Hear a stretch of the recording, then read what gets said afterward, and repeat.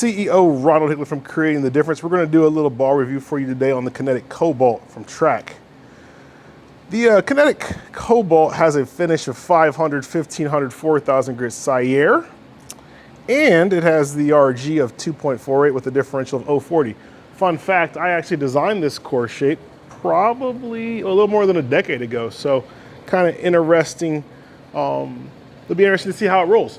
Now, what's kind of neat too is this cover stock, right? So they actually are using the HK-22, which is kind of like their angular cover stock, and they say it's got a QR7 additive package.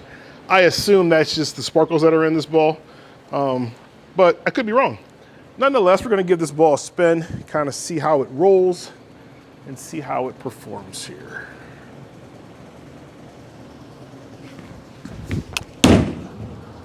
Good shot.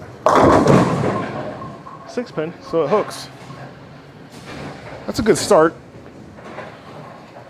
The fact that that ball actually got around the corner there pretty nicely would indicate that there may be a little bit of angularity in this ball, which the HK-22 cover stock for Brunswick, that's what it's known for. You know, that they were pretty excited about that cover stock when they came out with it, and they were saying about, you know, hey, we've got something new here, it's different. And the difference is really, it's just more angular, I think, in general. So we're gonna throw this ball some more and kind of see.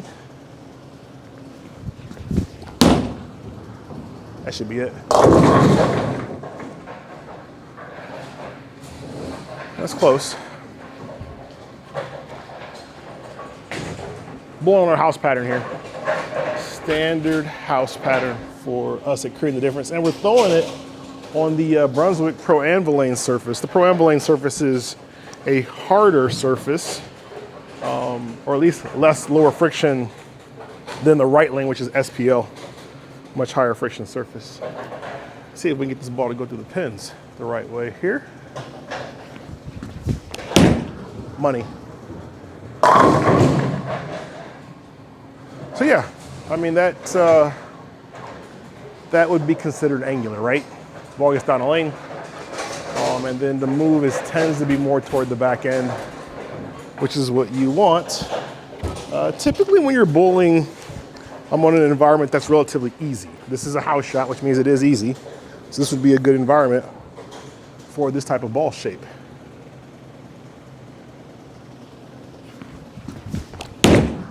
It still should come back nice. Yeah, it did.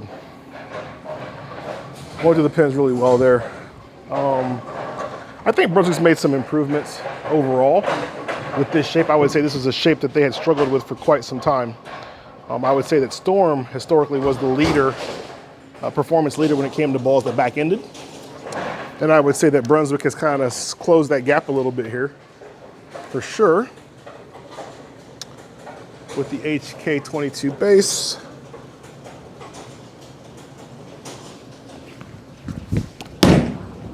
Should be good. Yeah, the old flat 7.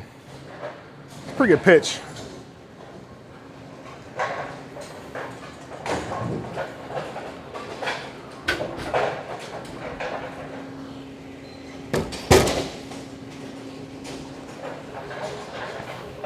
Just not quite strong enough. You got that weak 7. So you say, ah, what would you do on that? Well, I'll move just one board left with my feet. Keep my eyes about the same. Get that ball to the pins a little bit more.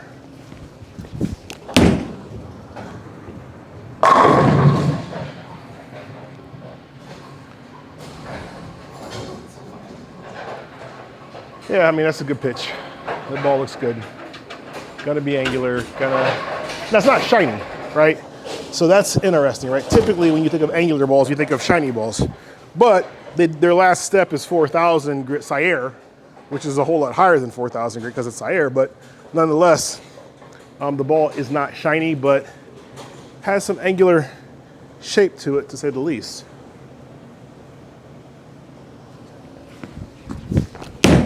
That's in, and it held pocket.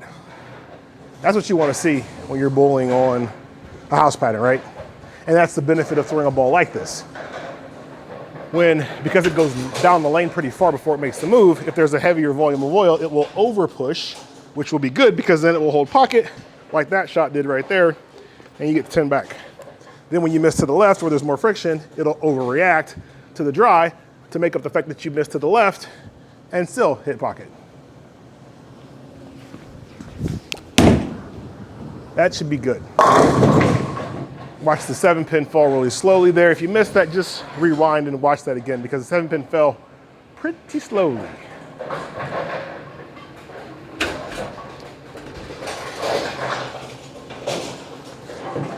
Wiping that ball off every shot is important. I am doing that. You can't see it, but I'm wiping my bowling ball off with a CTD BAM pad.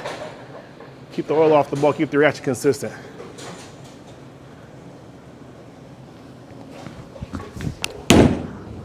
That's pretty good. So you can see the shape's pretty good with this piece.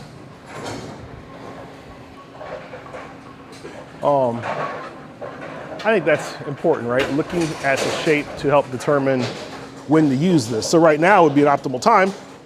Obviously, since I'm just throwing a strike after strike after strike.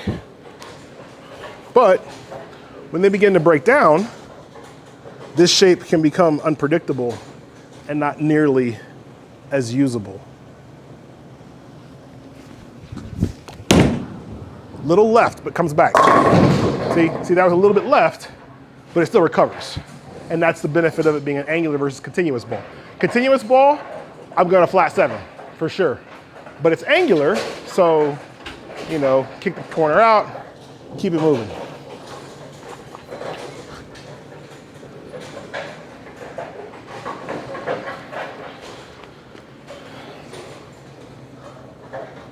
All right, let's stay there again. That's money. So I don't know if you guys are counting that, but that's probably a 10-bagger by now at least. I think it's somewhere around there. I was gonna like move all over the place, but then I'm like, well, yeah, I just keep striking. Maybe I shouldn't do that right now. So maybe we'll have Dustin when he edits it, he'll put up how many strikes it actually is. I mean, I said it's 10, but it could have been 8, could have been 11, who knows? It's somewhere right around there. Which that would have been number 11, supposedly, if I was correct. But we'll see.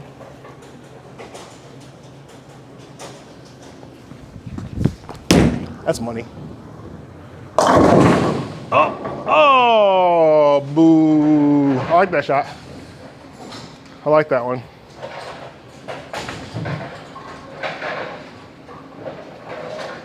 So you say, man, I mean, you at least do a few strikes with it, throw something else, you know, show us something else. So I'll move a little bit. What I'm gonna do now is I'll move left, and instead of getting around it as much, I'll go more up the back of it, because balls that are angular still tend to turn pretty decent, even when you're up the back of them a little bit, which can give you some increased versatility. All right, we're back in business again. So let's move to the left. We're gonna go forward with our feet, and I'm gonna roll up back of it, which should straighten it out to the front.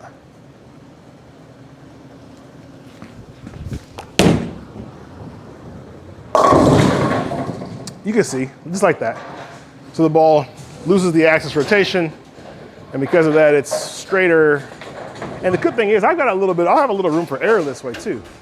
So I can still get it a little bit further left and get it back to the pocket. Go back over there again.